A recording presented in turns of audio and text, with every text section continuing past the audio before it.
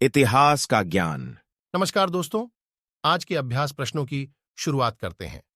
वर्ष 1917 में चंपारण सत्याग्रह किस राज्य में प्रारंभ किया गया था? पंजाब, उत्तर प्रदेश, बिहार, हरियाणा। सही उत्तर है बिहार। व्याख्या देखते हैं। चंपारण सत्याग्रह की शुरुआत गांधी जी द्वारा बिहार राज्य के चंपारण से की गई थी।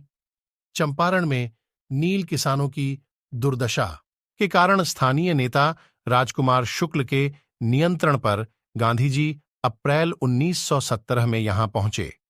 चंपारण में अंग्रेज नील जमींदारों ने किसानों के साथ तिनकठिया प्रणाली के तहत कृषि क्षेत्र के 3/20 हिस्से पर नील की कृषि को करना अनिवार्य कर दिया था। इस शोषणपूर्ण नीति को समाप्त करने के लिए गांधी जी ने यहां सत्याग्रह का पहला प्रयोग किया। अगला प्रश्न देखते हैं। सेल में विभवांतर किस इकाई में मापा जाता है? कूलोम में, एम्पियर में, वोल्ट में, जूल में। सही उत्तर है वोल्ट में। व्याख्या देखते हैं। सेल में विभवांतर को वोल्ट में मापा जाता है। सेल के अंदर आवेश को एक इलेक्ट्रोड से दूसरे इलेक्ट्रोड पर ले जाने में किए गए कार्य को विभवांतर कहते हैं। अगला प्रश्न देखते हैं। दंतवल्क में उपस्थित कैल्शियम फॉस्फेट प्रकृति से कैसा होता है? क्षारीय, उदासीन, अम्लीय, उभयधर्मी। सही उत्तर है क्षारीय। व्याख्या देखते हैं। दंतवल्क में उपस्थित कैल्शियम फॉस्फेट की प्रकृति क्षारीय होती है।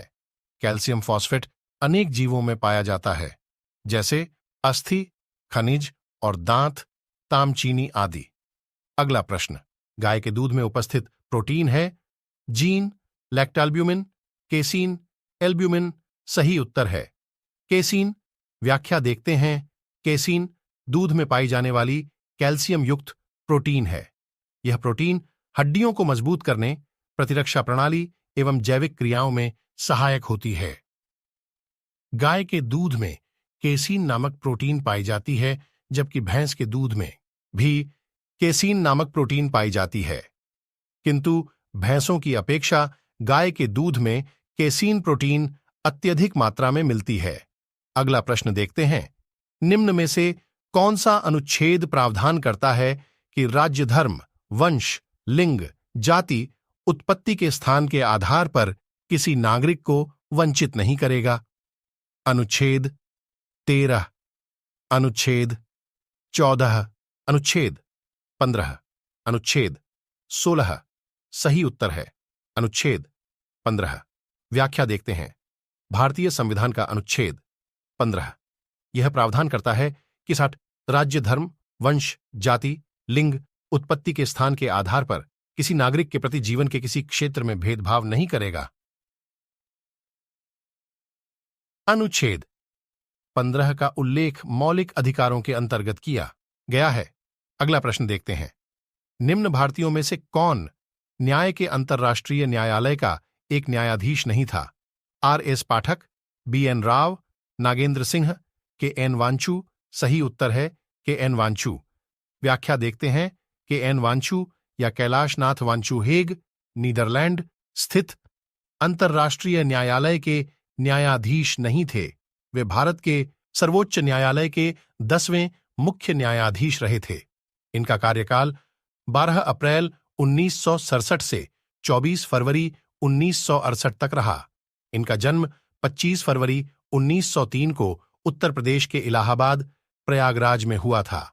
वे इलाहाबाद उच्च न्यायालय के न्यायाधीश, उत्तर प्रदेश न्यायिक सुधार समिति के अध्यक्ष तथा विधि आयोग के सदस्य भी रहे। अगला प्रश्न देखते हैं। लाहौर उच्च न्यायालय की स्थापना किस अधिनियम के अंतर्गत हुई थी? भारत सरकार अधिनियम 1919, भारत सरकार अधिनियम 1915, भारत सरकार अधिनियम 1935। उपरोक्त में से कोई नहीं। सही उत्तर है भारत सरकार अधिनियम 1919। व्याख्या देखते हैं। लाहौर उच्च न्यायालय की स्थापना 21 मार्च 1919 में भारत सरकार अधिनियम 1919 के अंतर्गत की गई थी। वर्तमान में यह उच्च न्यायालय पाकिस्तान के पंजाब प्रांत में स्थित है। इसकी 3 न्याय चौकियां रावलपिंडी, मुल्तान व बहावलपुर में स्थित है।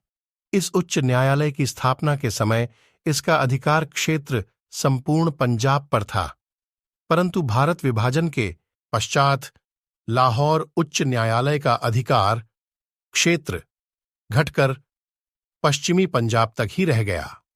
लाहौर उच्च न्यायालय को पाकिस्तानी न्यायपालिका के अंतर्गत ले जाया गया।